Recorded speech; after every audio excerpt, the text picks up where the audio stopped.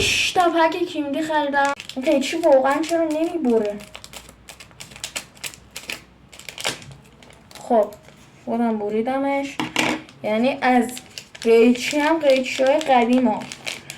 خب بریم ببینیم چیه. خب بیسیک دیفندر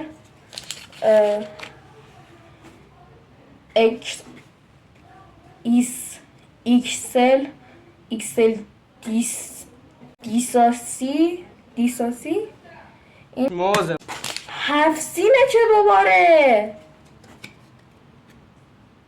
دوباره 7 سینه که بابا اولین کارت که به نظر من خیلی مزخرف بود. یعنی از این پک متنفر بودم. پک امباپه که گفتم. بابا دوباره نوروزی. بابا من چرا همش نوروزی میگیرم؟ رول 77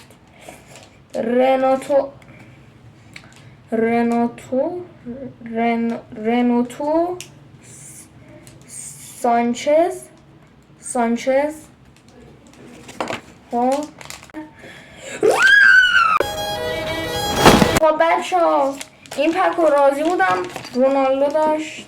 حال کردم. این چیه؟ چرا کنه؟ خدا. ها این پرایم یکه. ولی بذار بیسیکش رو ببینم. فرنیک دیجونگ اینو نمیشناسم. خب پرایم رو ببینیم چیه. یک رودمنیست روی. من که رونالدو همونی که گفتم. چرا نمیبری؟ من چرا ببینیم چیه. ادرسون اینو من میشناسمش. آها 99 سوکراتز. از این کارت هم سوکراتز پریمیوم ورد کاپ سوکراتز. پک خوبی بود. تو رو خدا یه کارت 100 هم باید بگیرم دیگه. 100 مسی یا 100 رونالدو. با لعنت بهت. ادوانس و بیسیک.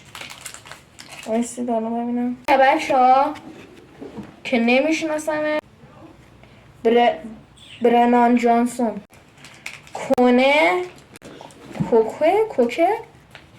کوکه یورو